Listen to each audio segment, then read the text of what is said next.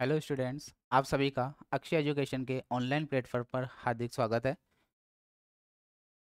कल हमने सदिश टॉपिक स्टार्ट किया था, जिसमें हमने सदिश की परिभाषा, सदिशों के प्रकार के बारे में जानकारी ली थी और सदिश का अदिश गुणनफल हम पढ़ रहे थे। लास्ट टॉपिक जो चल रहा था वो दो सदिशों का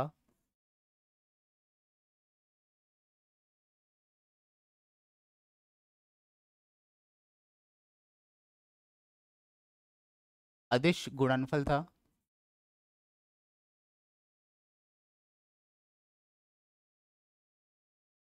यदि दो सदिश वेक्टर ए व वेक्टर बी हो तो दोनों सदिशों का अदिश गुणनफल डॉट प्रोडक्ट से व्यक्त किया जाता है ए डॉट बी। फॉर्मूला पढ़ा था हमने इसका, mod of A mod of B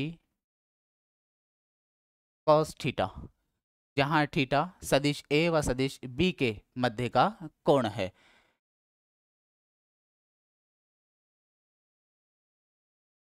दूसरा हमने वेक्टर ए को A one i cap, B one J cap, C one K cap, vector B को A two i cap, B two J cap plus C two K cap से व्यक्त किया था। तो दोनों सदिशों का जो अदिश गुणनफल होता है उसमें आई डॉट आई, जे डॉट जे और के डॉट के, इन तीनों का मान सदैव एक के बराबर होता है। बाकी अन्य सभी स्थितियां आई डॉट जे हो गया, आई डॉट के हो गया या जे डॉट के हो गया, इन सभी का मान शून्य होता था, जीरो।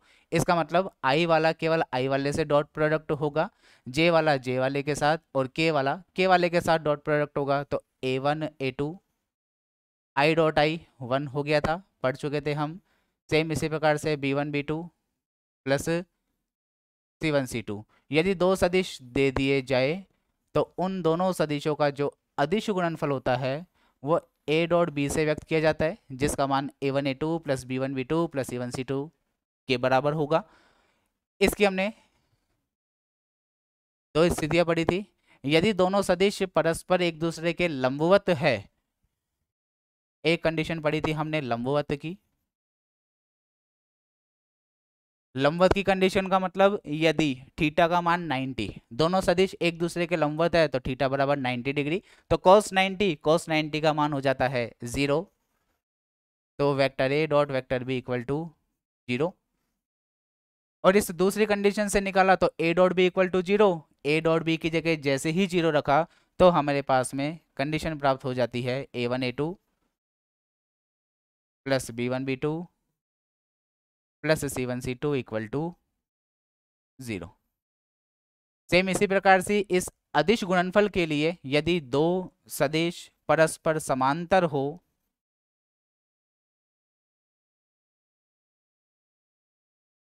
तो दोनों सदिशों के मध्य का कोण जीरो, दोनों एक दूसरे के समांतर है तो दोनों के मध्य का कोण शून्य जीरो होगा। तो cos जीरो का मान एक, इसका मतलब A dot B equal to mod of A into mod of B. दिक् अनुपात या घटकों के रूप में क्या मान होता है समांतर की स्थिति में? दोनों सदिशों के आई के घटक का अनुपात, जे के घटक का अनुपात और के घटक का अनुपात, जिसे हम दिक् अनुपात भी बोलते हैं। यदि इनका अनुपात समान है तो दोनों सदिश परस्पर समांतर सदिश कहलाते हैं। यहाँ तक हमने कल पढ़ लिया था। नेक्स्ट है अदिश गुणनफल में ही हम बात कर रहे हैं। यदि कोई सदिश वेक्टर आर बराबर एक्स आई प्लस वाई जे प्लस जेड के हो तो इस सदिश का जो परिमाण है वो परिमाण होगा अंडर रूट वास्तविक भाग का स्क्वायर, आई के घटक का स्क्वायर प्लस जे के घटक का स्क्वायर प्लस के घटक का स्क्वायर।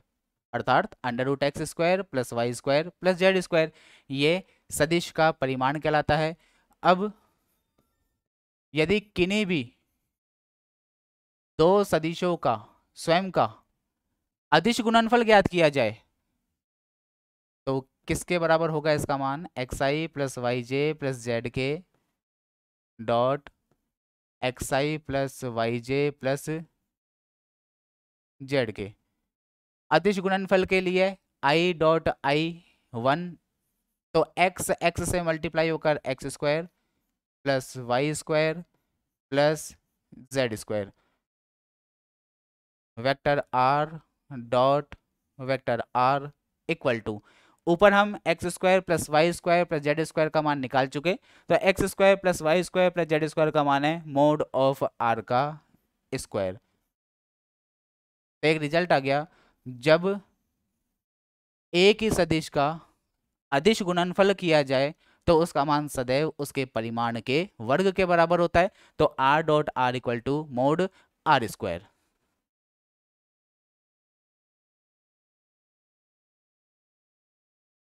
एक कंडीशन, a + b का होल स्क्वायर a - b का होल स्क्वायर इक्वल टू 2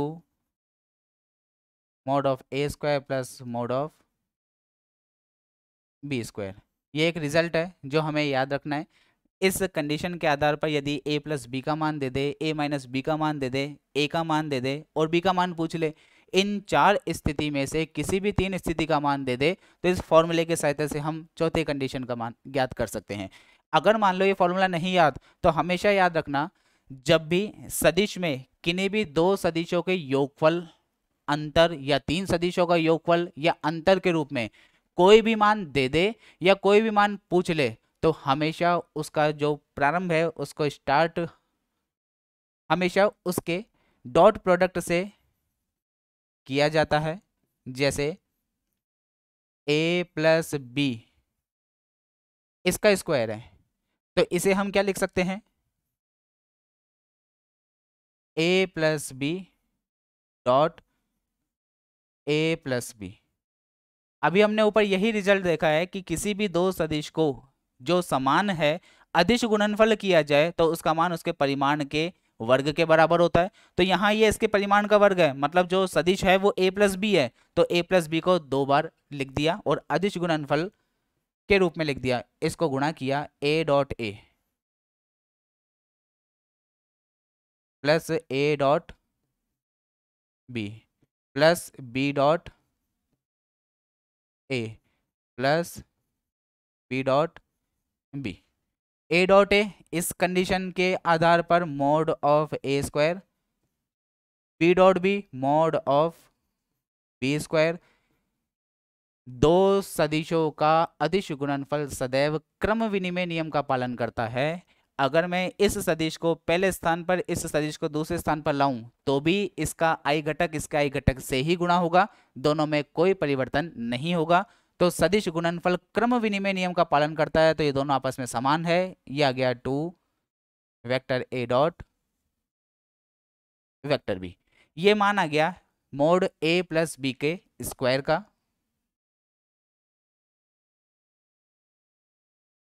दूसरी कंडीशन है a - b का स्क्वायर, फिर दो सदिशों के अंतर के परिमाण का वर्ग दे दिया, तो इसे हम a - b dot a - b लिख सकते हैं। फिर इसको वापस अदिश गुणनफल किया, तो a.a माइनस का a.b माइनस का b.a minus minus plus b.b mode of a² mode of b²। फिर दोनों अदिश गुणनफल क्रम विनिमय नियम का पालन करते हैं, इसका मतलब ये जुड़कर डबल हो गया 2 a.b।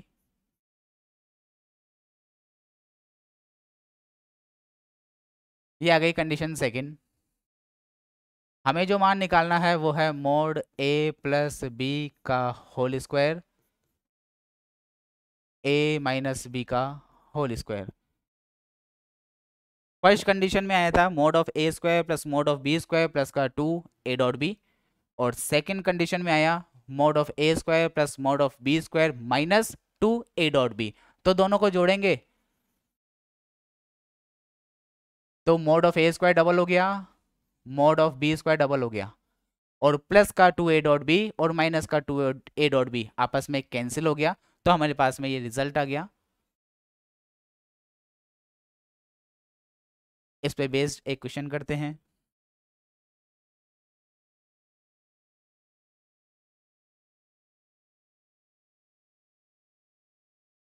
मोड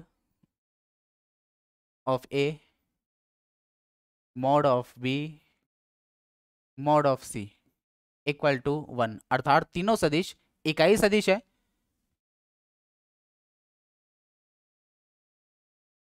तथा A plus B plus C का मोड इक्वल टू 0 हो, तो A dot B plus B dot C plus C dot A की वैल्यू होगी। इसका मान ज्ञात करना है। अब सेम इसी प्रकार से जो इस प्रूफ किया था अभी कंडीशन, उसमें जैसे सोल्व किया था वैसे ही यहां से प्रारंभ करेंगे। जब भी किसी भी प्रश्न में किन्हीं भी दो सदिशों या तीन सदिशों का योगफल या अंतर कुछ भी दे दे या उसका मान पूछ ले, स्टार्ट वहीं से ही करना है। यहाँ ये तीन सदिशों का योगफल है, इसका मोड 0 के इक्वल टू दे दिया, इसका मतलब इसके स्क्वायर से स्टार्ट करो। हम जानते हैं mod A plus B plus C का whole square equal to A plus B plus C dot A plus B plus C. मान पूछा कुछ और है, लेकिन ये कंडीशन दी हुई है, इसलिए प्रारंभ यहीं से ही इसको किया है।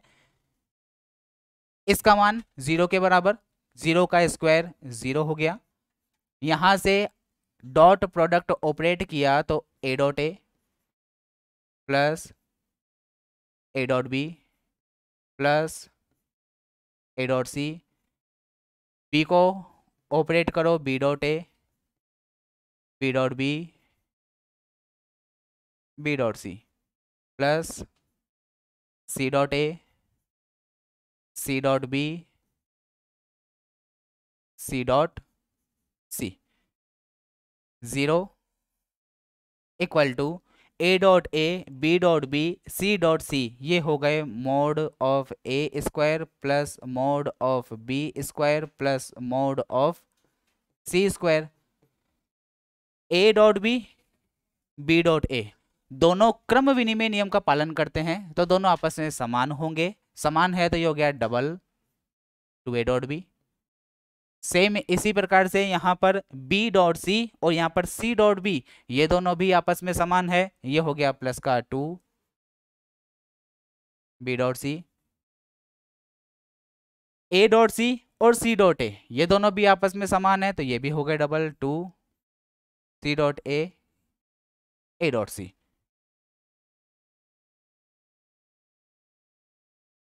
Zero equal to mod A mod B mod C equal to 1। इसको थ्योरी के रूप में भी बोल सकता था, यदि सदिश ए सदिश बी व सदिश सी मात्रक सदिश हो, बाकी दोनों कंडीशन दे देता, तो मात्रक सदिश का मतलब ही वही होता है, एक ऐसा सदिश जिसका परिमाण इकाई हो, एक के बराबर हो, मात्रक सदिश कहलाता है। तो इन तीनों के मान एक, ये हो गया 1 प्लस 1 प्लस 1, इन तीनों में से 2 कॉमन आ गया, तो A dot B,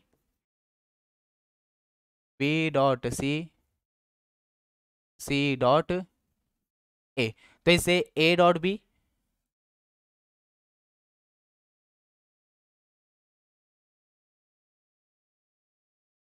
plus B dot C plus A dot C या सी डॉट ए, एक ही बात है क्योंकि क्रम विनिमय नियम का पालन करते हैं। इसका मान आ जाएगा ये plus 1 plus 1 plus 1 plus 3, left side में जाकर -3, इस 2 का डिवाइड लगाओगे तो वैल्यू आ गई -3/2।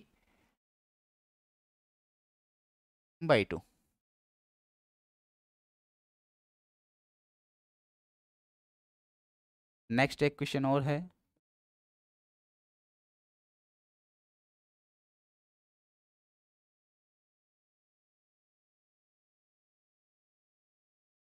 ए dot B equal to 5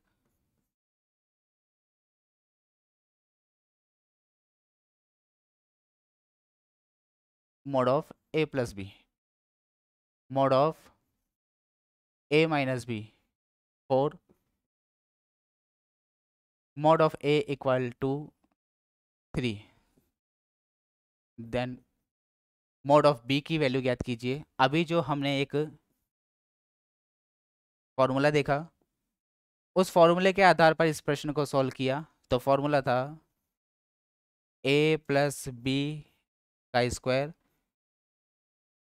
A minus B का square equal to 2 mod of A square plus mod of B square. A plus B की जगह मान रखा 5 प्लस ए माइनस बी 4 का स्क्वायर 2 mod ऑफ ए का मान रखा 3 का square plus mod of B का स्क्वायर। ये हो गया 25 plus 16 equal to 2 9 plus mod of B square. इसको जोड़ेंगे हो जाएगा 41, 2 का डिवाइड लगा दिया equal to 9 plus mod of B का स्क्वायर। तो mod बी स्क्वायर की वैल्यू आ गई 41 upon 2 minus 9 mod of B square equal to LCM लेकर सॉल्व किया 41 माइनस 18 23 अपॉन 2। तो mod ऑफ बी की वैल्यू आ गई √23/2। जो अभी हमने फॉर्मूला देखा, उस फॉर्मूले के आधार पर एक क्वेश्चन सॉल्व किया। नेक्स्ट है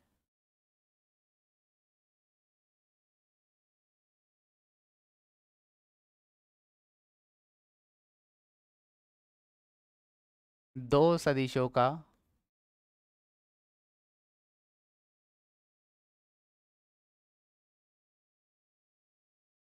सदिश गुणनफल, cross product of two vector. दो सदिशों का सदिश गुणनफल यदि दो सदिश वेक्टर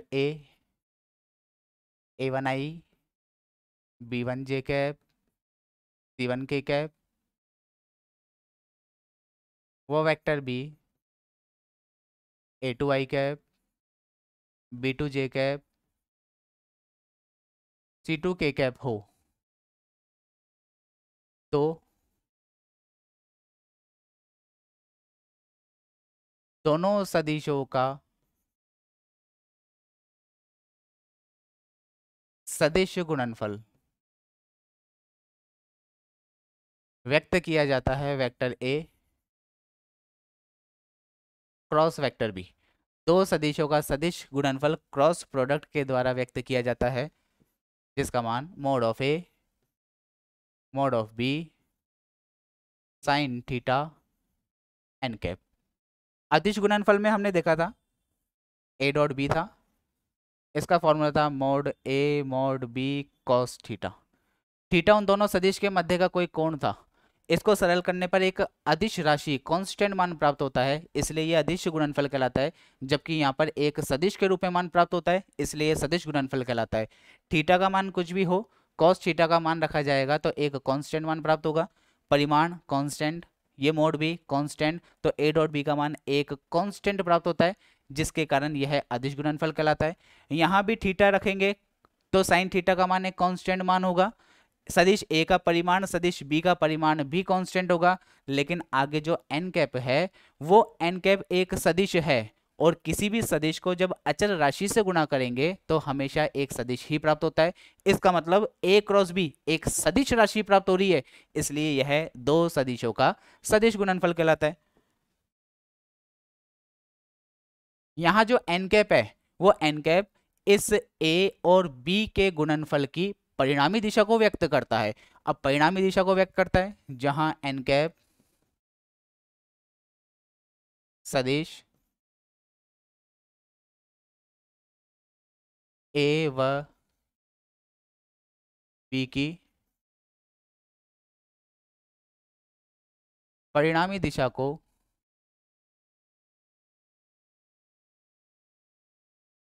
व्यक्त करता है। अर्थात यह दोनों सदिशों के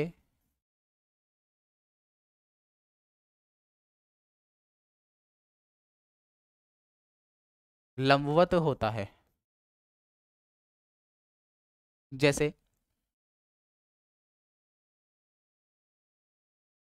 ये ए वेक्टर, ये बी वेक्टर, इसको इस डायरेक्शन में घुमाया जाए।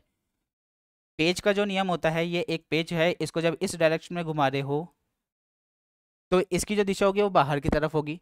कहीं भी किसी भी दीवार में जब अपन पेचकस से पेच कसते हैं तो वही नियम इसमें काम में आएगा। ए को इस बी दिशा में यूज किया, ये इनके मध्य का कोण, इसको इस दिशा में यूज कर रहे हैं तो जो पेच है उसकी दिशा बाहर की ओर होगी। अर्थात इन दोनों सदिशों के जो लंबवत दिशा है वही लंबवत दिशा किसको व्यक्त करती है? एन कैप, जो इन दोनों की परिणामी दिशा को व्यक्त करती है और ए और बी दोनों के लंबवत होती है। दूसरी कंडीशन में N cap A cross B की दिशा को व्यक्त करता है के समांतर होता है।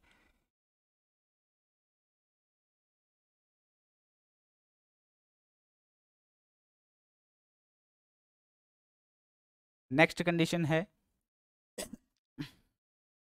दोनों सदिशों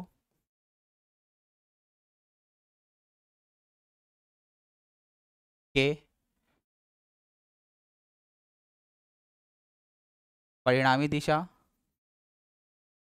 जो लंबवत दिशा है में मात्रक सदिश, जिसे हम एन कैप से ही व्यक्त करते हैं। अब परिणामी दिशा में मात्रक सदिश, कल मात्रक सदिश की डेफिनेशन क्या देखी थी? ये कोई सदिश है जिसका परिमाण मोड आर है। ये इकाई लंबाई का कोई सदिश है जिसे हम व्यक्त करते हैं आर कैप, जिसका परिमाण इकाई है। यदि इस इकाई लंबाई को इस कंप्लीट सदिश की लंबाई से गुणा कर दिया जाए तो हमें एक सदिश वेक्टर आर प्राप्त होता है। इसका मतलब सदिश जो होता है वो इकाई लंबाई को उस सदिश के परिमाण से गुणा करने पर प्राप्त होता है। अब इस मोड आर का इस सदिश आर में भाग लगाओगे तो इकाई सदिश का सूत्र प्राप्त हो जाता था, आर कैप बराबर सदिश बटा सदिश का परिमाण। अब हमें सेम वही मात्रक सदिश निकालना है, तो मात्रक सदिश के लिए किसकी दिशा की बात कर रहे हैं? ए क्रॉस बी की दिशा में। एन कैप मात्रक सदिश माना है तो इस मात्रक सदिश को इस सदिश की लंबाई से गुणा कर दो, ए क्रॉस बी। ये मान इस सदिश के बराबर है। इसका मतलब जैसे ही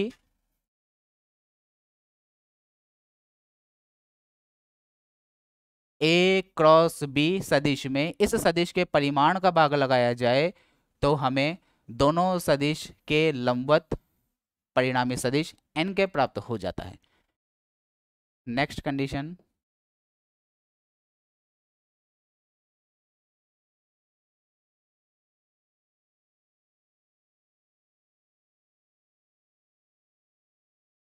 यदि दो सदिश पहले वाले ही सदिश है, वेक्टर ए व वेक्टर बी हो,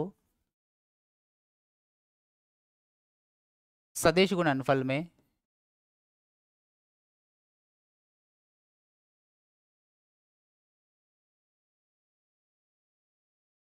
आई क्रॉस आई, जे क्रॉस जे, के क्रॉस के, इन तीनों का मान तो होता है 0 और बाकी अन्य सभी स्थितियों के मान ज्ञात किए जाते हैं। या तो क्लॉकवाइज या एंटी क्लॉकवाइज।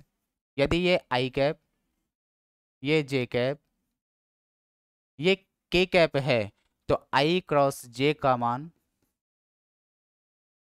इसी दिशा में है दोनों सदिश, तो इसी ही दिशा में किसी तीसरे सदिश के बराबर equal to K cap. I cross के कैप, आई और के दोनों विपरीत दिशा में, तो जे भी विपरीत दिशा में होगा तो बराबर माइनस का जे कैप। सेम इसी प्रकार से के कैप क्रॉस जे कैप का मान निकाला जाए तो के और जे दोनों विपरीत दिशा में है, तो आई भी विपरीत दिशा में, तो माइनस का आई कैप। इस प्रकार से बाकी अन्य दो सदिशों के सदिश गुणनफल के आधार पर हम मान ज्ञात कर सकते हैं। और इनका सदिश गुणनफल निकाला कैसे जाता है? A cross B, I cap, J cap, K cap. A cross B निकाल रहे हैं तो पहला सदिश vector A one B one C one, दूसरा सदिश vector B A two B two C two. अगर इसका प्रसार कर दिया जाए किसी भी एक पंक्ति या किसी भी एक स्तंभ के सापेक्ष, तो हमें दो सदिशों का सदिश गुणनफल प्राप्त हो जाता है।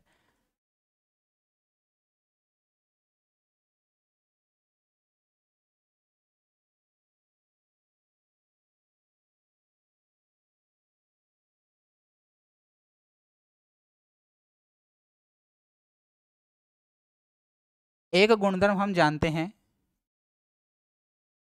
यदि किसी सारणिक की किसी भी दो पंक्ति या दो स्तंभ को आपस में परिवर्तित कर दिया जाए तो उस सारणिक का चिन्ह परिवर्तित हो जाता है।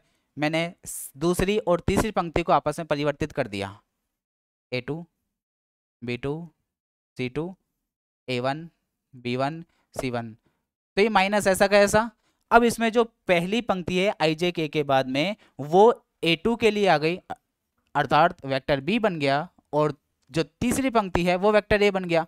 तो हमारे पास में एक रिजल्ट आ गया कि दो सदिशों का सदिश गुणनफल क्रम विनिमय नियम का पालन नहीं करता है, क्योंकि ए क्रॉस बी का मान बी क्रॉस ए के बराबर नहीं है। परिमाण के तो बराबर है, उसके संख्यात्मक मान के बराबर है, लेकिन उनका चिन्ह परिवर्तित हो जाता है। तो हमारे पास में एक रिजल्ट आ गया,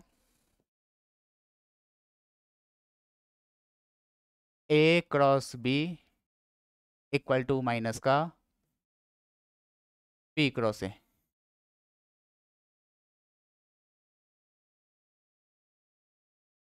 अर्थात दो सदिशों का सदिश गुणनफल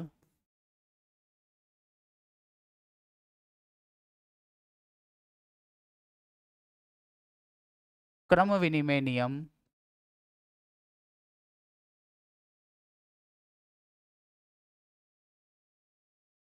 का पालन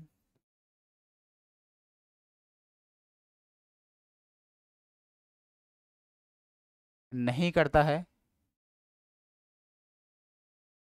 जबकि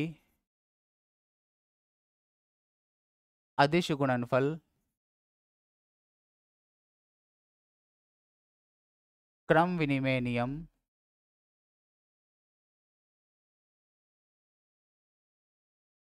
का पालन करता है।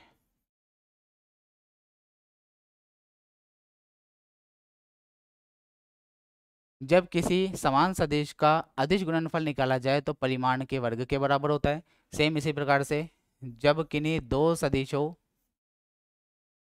जो समान है का सदिश गुणनफल निकाला जाए तो उसका मान सदैव शून्य के बराबर होता है। कैसे?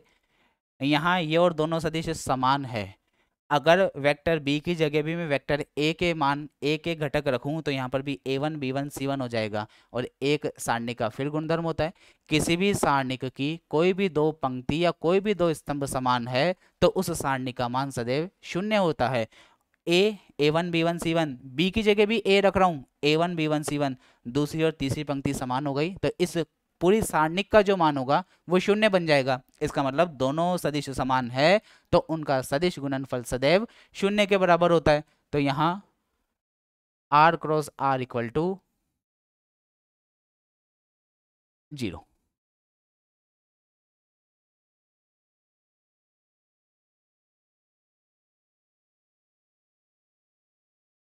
एक क्वेश्चन है, यदि ए प्लस बी बराबर ए माइनस बी है,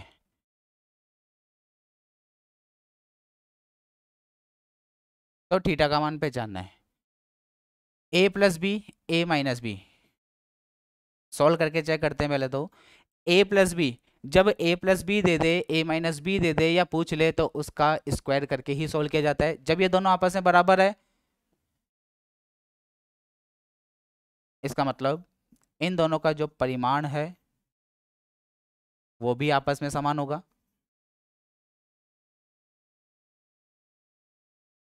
ए plus B dot A plus B, A minus B dot A minus B. गुणनफल निकाला, A dot A mod of A square, B B से गुणा होगा तो B dot B mod B square. B dot A और A dot B क्रम विनिमय नियम का पालन करते हैं, तो ये हो जाएगा 2 ए डॉट बी। सेम इसको गुणा किया, mod of A square mod of B square, minus का बी डॉट ए माइनस का ए डॉट बी, ये भी समान है तो माइनस का 2 A dot B. Mod of A square, B square से A square B square cancel हो गया, 2 से 2 कैंसिल, और इधर आके वैल्यू इसकी ऐड करें, या इसको डायरेक्ट ऐड कर दो, 4 A dot B equal to 0। A dot B का फॉर्मूला अप्लाई किया, मोड ऑफ ए, और 4 का उधर 0 में डिवाइड दे दिया, mod of A mod of B equal cos theta equal to 0। अब यहाँ पर तीन फैक्टर, तीन गुणनखंड हो गए, एक अकेला मोड ए, एक अकेला मोड बी और एक कॉस थीटा। मोड ए को 0 के बराबर करो, संभव नहीं है।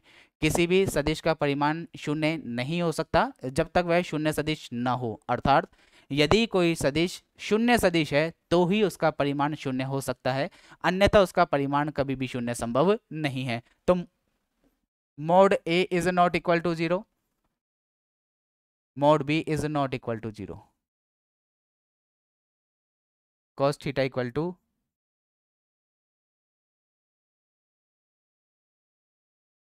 0, theta equal to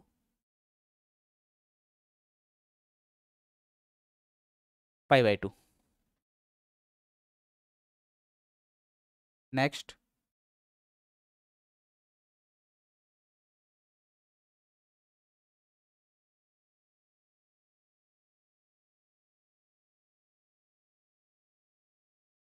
A cross B plus A dot B का square equal to mod of A square mod of B square.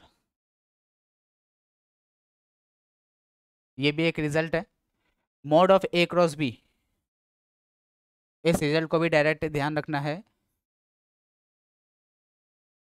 A cross B equal to mod A mod B sine theta N cap, A dot B equal to mod of A mod of B cos theta. Mod A cross B का whole square plus mod A dot B का whole square equal to, A cross B का mod किया तो mod ए, किसी भी mode वाली संख्या का मोड लोगे कोई प्रभाव नहीं पड़ेगा, mod of A square mod of B square sine square theta mod N cap plus A dot B mod A square mod B square cos square theta. इनको आगे सॉल्व किया तो mod A square mod B square common आ गया, N cap मात्रक सदिश है जिसका परिमाण इकाई होता है, तो यहाँ पहली वाली स्टेप में बच गया केवल साइन स्क्वायर थीटा और दूसरी वाली स्टेप में बच गया cos square theta.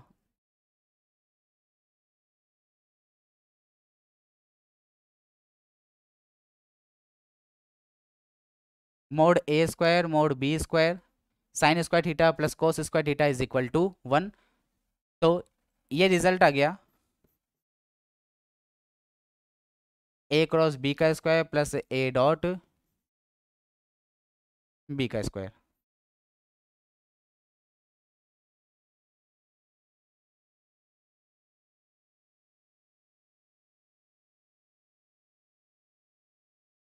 Next condition,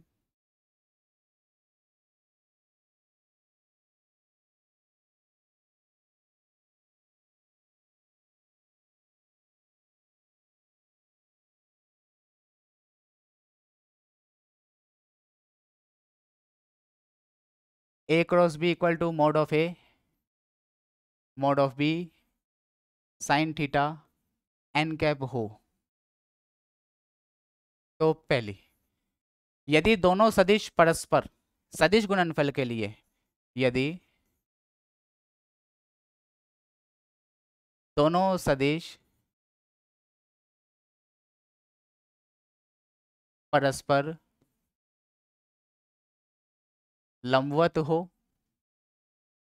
यहाँ एन कैप का भी मोड है जिसका मान 1 के बराबर है, लंबवत हो, तो दोनों सदिश लंबवत है तो दोनों के मध्य का कोण 90 डिग्री, थीटा इक्वल टू 90, तो साइन थीटा का मान हो गया साइन 90 इक्वल टू 1। तो ए क्रॉस बी का mod equal to mod of A mod of B के बराबर होगा।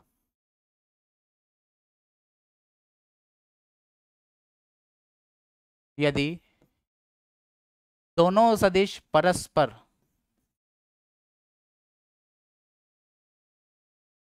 समांतर हो,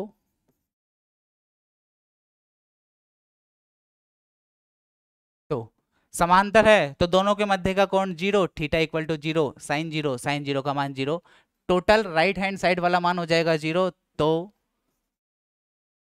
mode A cross B equal to 0।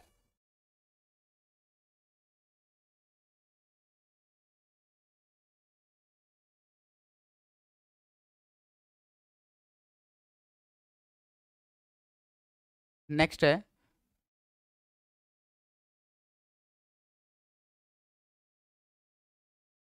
तीन सदिशों का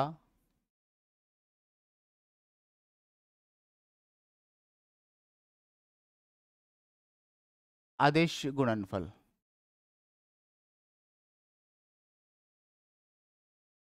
तीन सदिशों का अदिश गुणनफल, यदि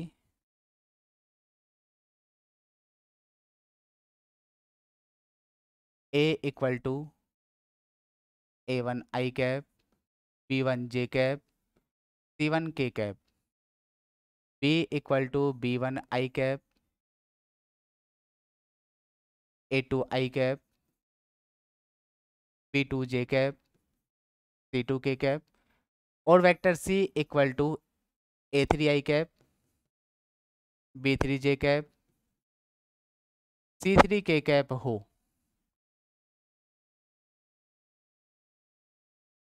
तो तीनों सदिशों का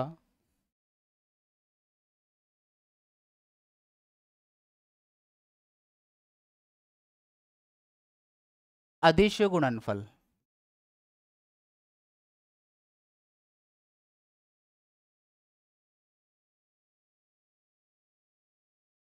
ए बी सी कहलाता है, जिसे इस प्रकार से व्यक्त करते हैं तो इसका मान होगा क्या, सारणी की सहायता से हल किया जाता है। वेक्टर ए की जगह वेक्टर ए का मान A1 B1 C1 A2 B2 C2 A3 B3 C3। इस सारणी को हल करने पर एक कांस्टेंट मान प्राप्त होगा जो तीन सदिशों का अदिश गुणनफल कहलाता है। बाकी फॉर्मूला क्या है इसका, तीनों में से कोई भी एक सदिश वेक्टर ए डॉट दूसरा सदिश क्रॉस तीसरा सदिश, क्रमागत रूप से पहला सदिश वेक्टर ए लिया तो दूसरा सदिश vector B cross vector C सदिश, ये इसका फॉर्मूला है। अब इससे ही हम इसके गुणधर्म निकालते हैं।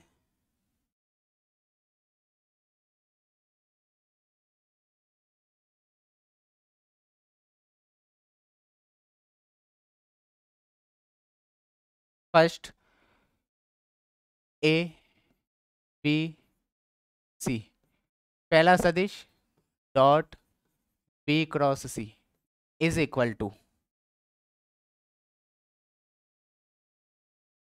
यहां पर पहला सदिश यदि वेक्टर बी लिया जाए तो दूसरा सदिश हो जाएगा वेक्टर सी क्रॉस तीसरा सदिश हो जाएगा वेक्टर ए।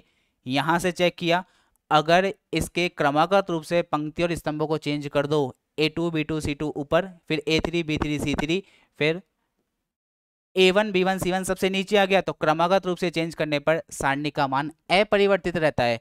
जैसे ही A2 B2 C2 ऊपर आया तो ये बन गया vector B, A3 B3 C3 second पर आया, ये बन गया वेक्टर सी, और A1 B1 C1 सबसे नीचे आ गया पहली तीसरी पंक्ति में, तो ये बन गया वेक्टर ए। इसका मतलब ए बी सी बराबर बी सी ए। तो इससे क्या निष्कर्ष निकला कि जब किन्हीं भी तीन सदिशों के अदिश गुणनफल में क्रमागत रूप से परिवर्तित किया जाए तो उसका मान अपरिवर्तित रहता है। तो यहां पर हम ये चेक कर रहे थे, A dot B cross C second, यदि पहला सदिश वेक्टर बी लिया तो दूसरा सदिश हो जाएगा vector C cross vector A. Same इसी प्रकार से पहला सदिश वेक्टर सी लिया तो डॉट ए क्रॉस बी। इसका मतलब vector A B C equal to B C A is equal to C A B. ये पहली प्रॉपर्टी, पहला गुणधर्म। Second, A B C equal to, अब यहां पर किसी भी दो पंक्ति को आपस में चेंज किया, हम जानते हैं सदिश में किन्हीं भी दो पंक्ति को आपस में परिवर्तित किया जाए सारणिक में तो उसका मान, संख्यात्मक मान तो वही रहता है परंतु चिन्ह परिवर्तित हो जाता है। तो इस A2 B2 C2 को ऊपर लिखा फर्स्ट रो में, सेकंड रो में आ गया A1 B1 C1, तो ये मान आ गया vector B. A1 B1 C1 आ गया सेकंड पर तो वेक्टर ए, फिर आ गया A3 B3 C3 मतलब वेक्टर सी, लेकिन चिन्ह हो गया ऋणात्मक। क्यों? क्योंकि हमने इस सारणी की दो पंक्ति को आपस में परिवर्तित कर दिया। तो इससे क्या निष्कर्ष निकला, जब तीन सदिशों के अदिश गुणनफल में किन्हीं भी दो सदिशों को आपस में परिवर्तित किया जाए, क्रमागत रूप से करोगे तो उसका मान सेम ही रहता है, अपरिवर्तित रहता है। परंतु यदि किसी भी दो सदिश को आपस में परिवर्तित किया तो उनका संख्यात्मक मान तो वही रहता है परंतु चिन्ह परिवर्तित हो जाता है। यहाँ पर केवल ए और बी को चेंज किया है। क्रमागत रूप से होता तो बी के बाद में सी आता, सी के बाद में ए आता।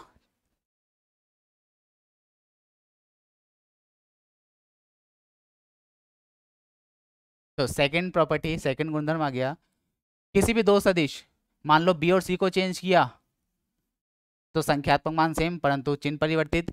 इसमें वापस ए और सी को चेंज कर दिया, बी ऐसा का ऐसा, तो भी इसका संख्यात्मक मान वही रहेगा परंतु चिन्ह परिवर्तित हो जाएगा। थर्ड,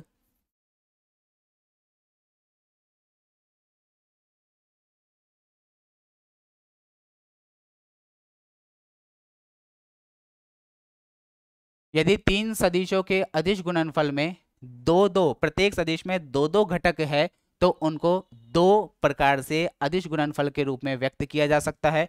यदि उनके मध्य प्लस का चिन्ह है तो वो दोनों योग के रूप में अलग अलग व्यक्त कर सकते हैं।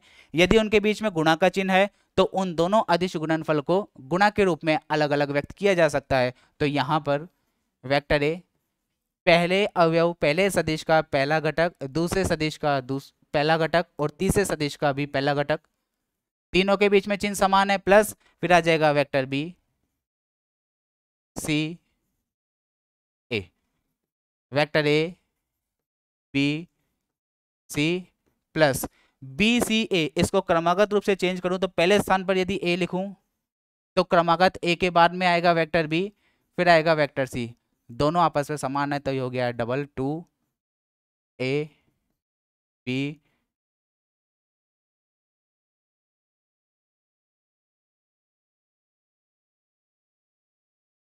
ए बी सी। सेम इसी प्रकार से यदि मल्टीप्लाई के रूप में vector A cross B cross C cross A, ये हो जाएगा A B C B C A. B C A को वापस ए बी सी लिखा जा सकता है, क्रमागत रूप से चेंज किया तो अपरिवर्तित रहा। ये भी एक संख्यात्मक मान है, ये भी एक संख्यात्मक मान है, और संख्यात्मक मान सेम खुद संख्यात्मक मान से गुणा होगा समान से, तो उसका स्क्वायर हो जाएगा, तो ए बी सी का होल स्क्वायर। नेक्स्ट है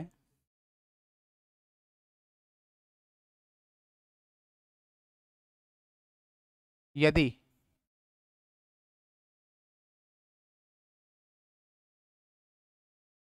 तीन सदिशों में से कोई भी दो सदिश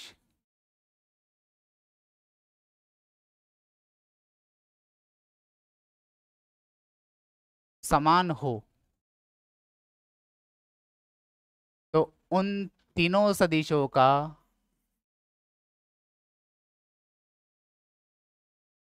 सदिश अदिश गुणनफल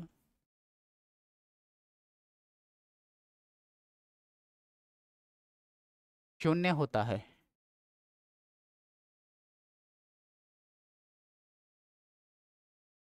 ए A B A B B, सदैव इसका मान किसके बराबर होगा? 0 के बराबर।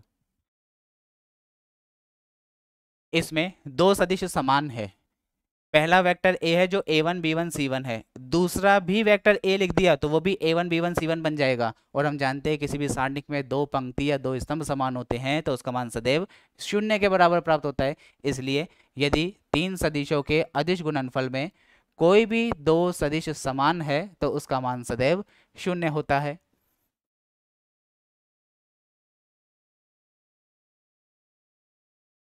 यदि कोई दो सदिश समांतर हो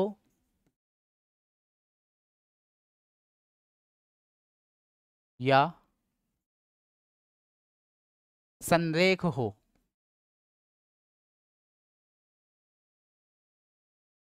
तो ए बी सी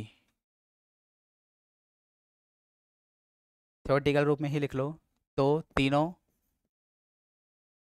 सदिशों का अदिश गुणनफल शून्य होता है।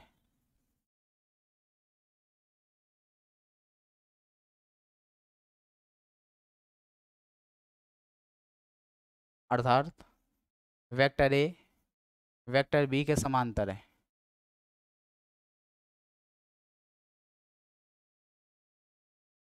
Vector A equal to lambda vector B लिखा जा सकता है।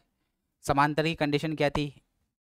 समांतर की कंडीशन ये भी होती है, कोई किसी भी एक संख्यात्मक मान से गुणा करके लिखा जा सकता है, या a1 बटा a2 b1 बटा b2 c1 बटा c2 इन तीनों का अनुपात समान होता है। जैसे a1 अपॉन a2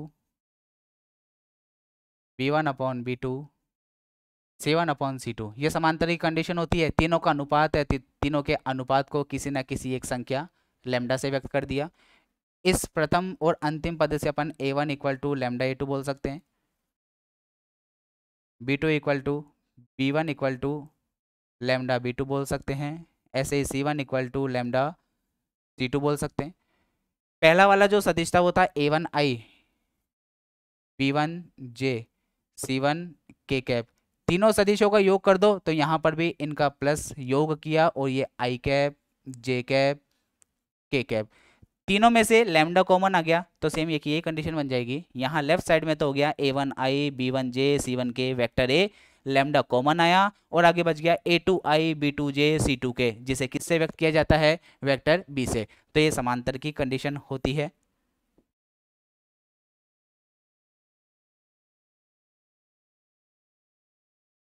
तो a b c का मान सदैव शून्य के बराबर होता है। वापस यहाँ वेक्टर ए और वेक्टर बी दोनों समांतर सदिश है, तो यहाँ a1 B1 C1, यहाँ A2 B2 C2 वो इनका ही कोई ना कोई गुणांक है, जिसे मैं lambda A1 lambda B1 lambda C1 लिख सकता था। थर्ड पंक्ति A3 B3 C3, इन तीनों में से यदि लैम्डा को बाहर निकाला तो प्रथम पंक्ति और द्वितीय पंक्ति फिर समान हो गई, जिसके कारण इन तीनों सदिशों का अदिश गुणनफल सदैव 0 के बराबर होगा।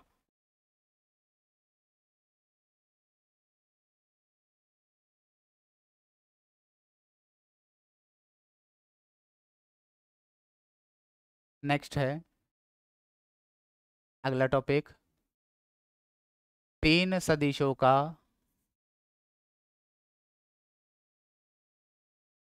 सदिश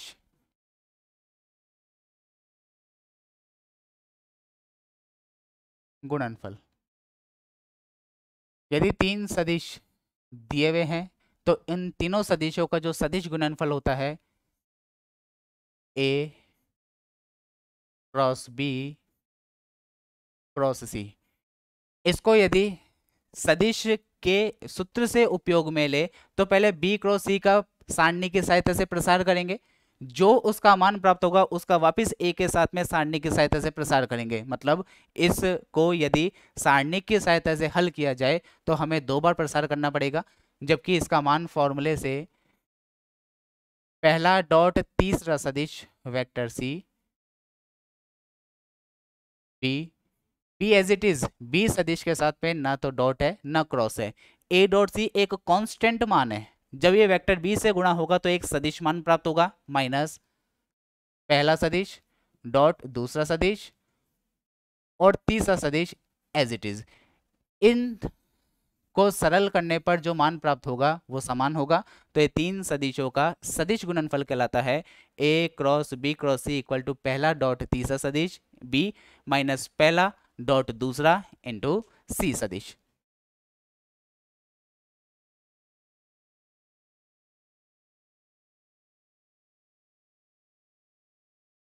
vector A equal to 3, mod of b equal to 4, mod of c equal to 5।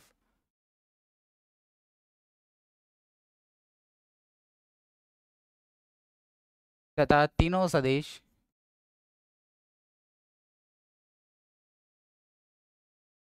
परस्पर लंबवत हो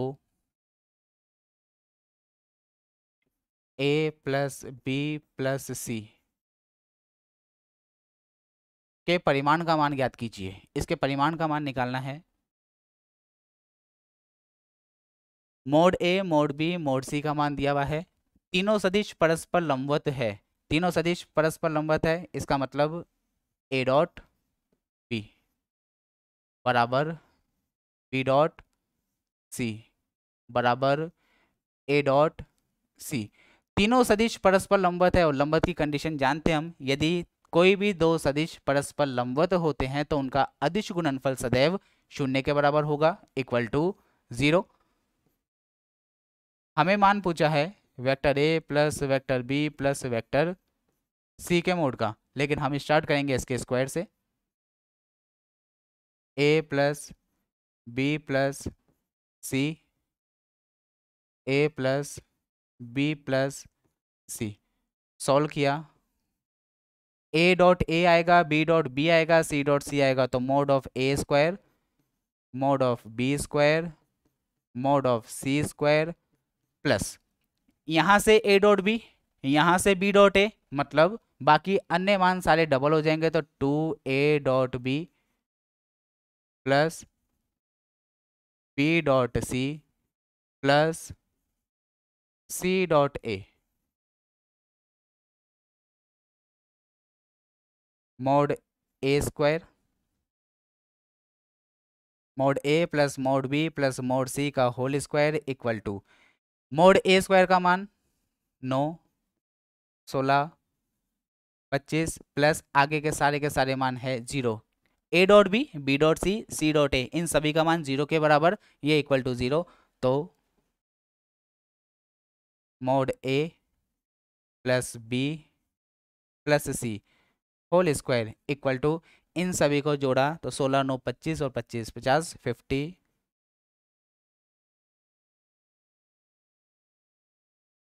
ए बी सी के मोड की वैल्यू आ गई √50,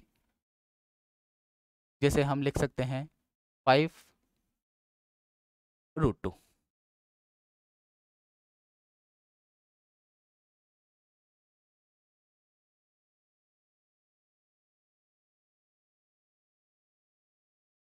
यदि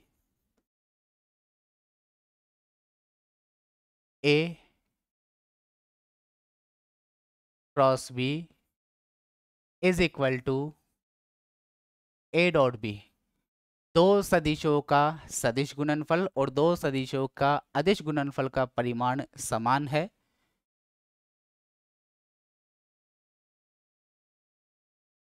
तो थीटा की वैल्यू फाइंड आउट करनी है, निकालनी है।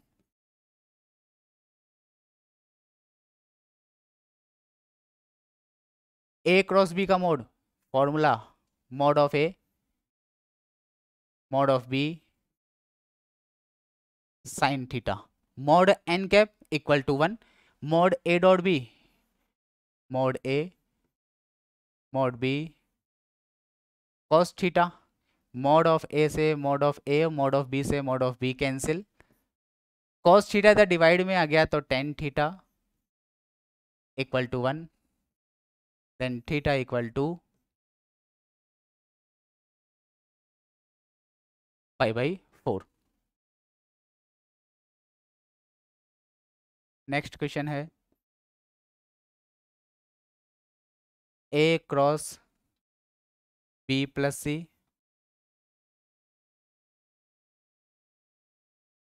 बी क्रॉस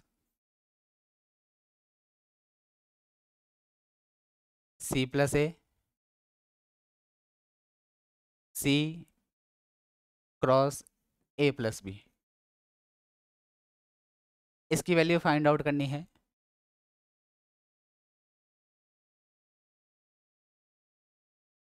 एक सदिश इन दो सदिशों के योगफल के साथ में सदिश गुणनफल हो रहा है, जिसे हम अलग अलग ऑपरेट कर सकते हैं, तो A cross B plus A cross C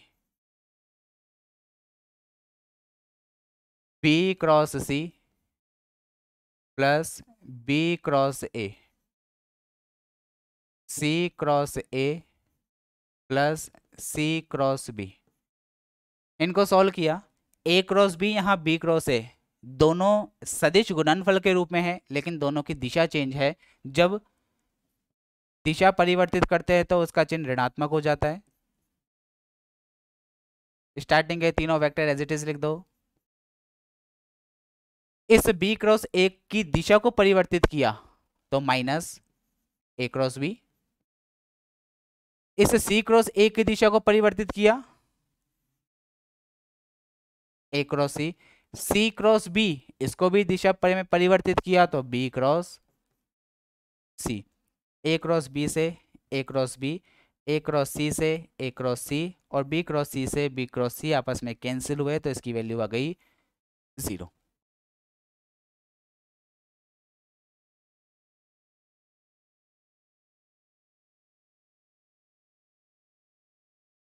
next है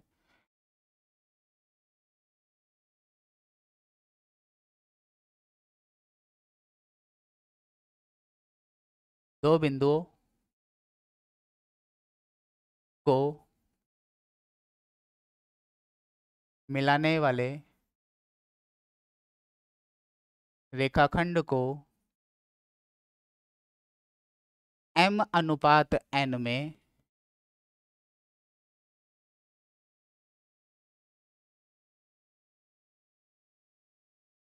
विभाजित करने वाले बिंदु का स्थिति सदिश।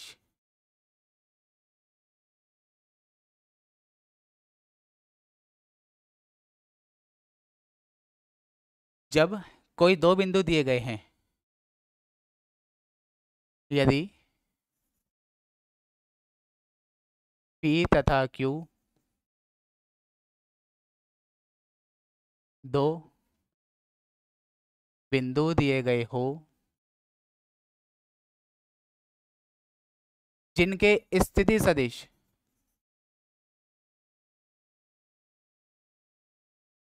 जिनके स्थिति सदिश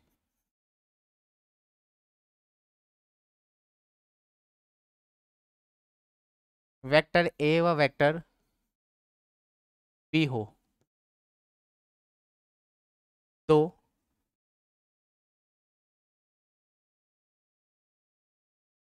m अनुपात n में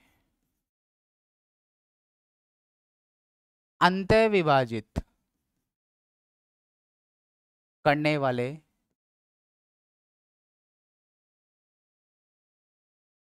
बिंदु का स्थिति सदिश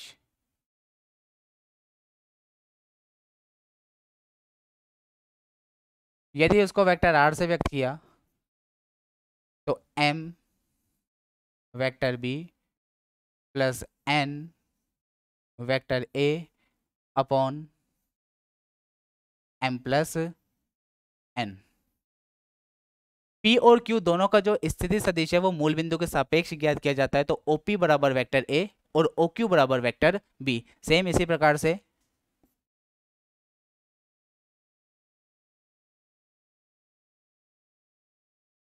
बाह्य विभाजित करने वाले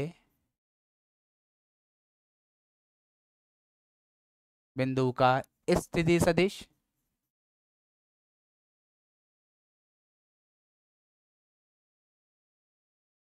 vector r equal to m vector b minus n vector a upon m minus n। इस पे क्वेश्चन देखते हैं।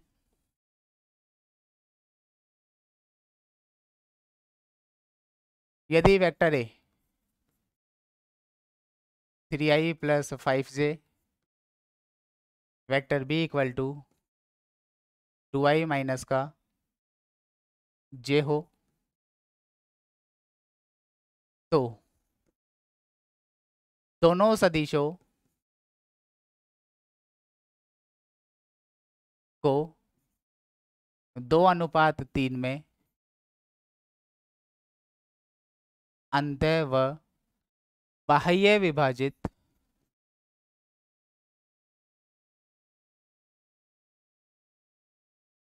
करने वाले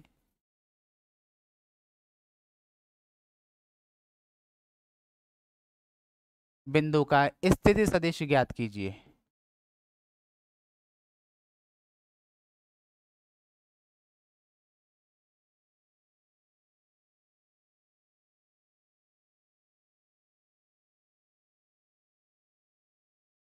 फर्स्ट, अंतः विभाजित करने वाले बिंदु का स्थिति सदिश निकालने के लिए वेक्टर r m अनुपात m,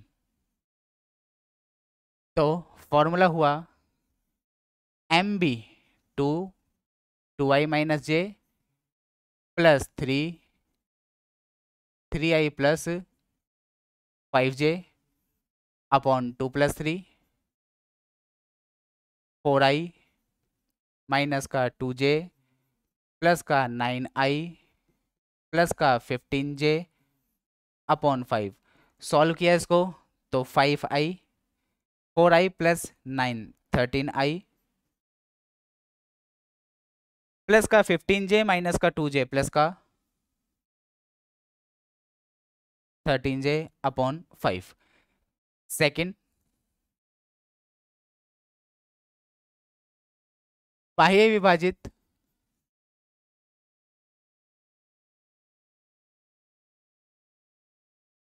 के लिए यदि स्थिति सदिश वेक्टर r है तो उसका फॉर्मूला था m vector b minus n vector a upon m minus n। m की वैल्यू थी 2, n की वैल्यू थी 3, तो 2 इस सदिश से मल्टीप्लाई किया, बस बीच में यहाँ दोनों जगह माइनस का चिन्ह आ जाएगा, बाकी मान सेम रहेंगे, तो 2i minus j minus 3 vector A का मान था 3i plus 5j upon 2 minus 3, 4i minus 2j minus 9i minus का 15j अपॉन -1। सॉल्व किया, 4i minus 9i equal to minus का 5i minus 2j minus 15j minus का 17j upon -1, तो 5i plus 17j। ये दोनों मान किन्हीं दो सदिशों को अंतः विभाजित और बाह्य विभाजित करने वाले स्थिति सदिश के रूप में हमें प्राप्त हुआ। तो आज की क्लास में इतना ही। अब अगले टॉपिक के साथ नेक्स्ट क्लास में मिलते हैं। धन्यवाद।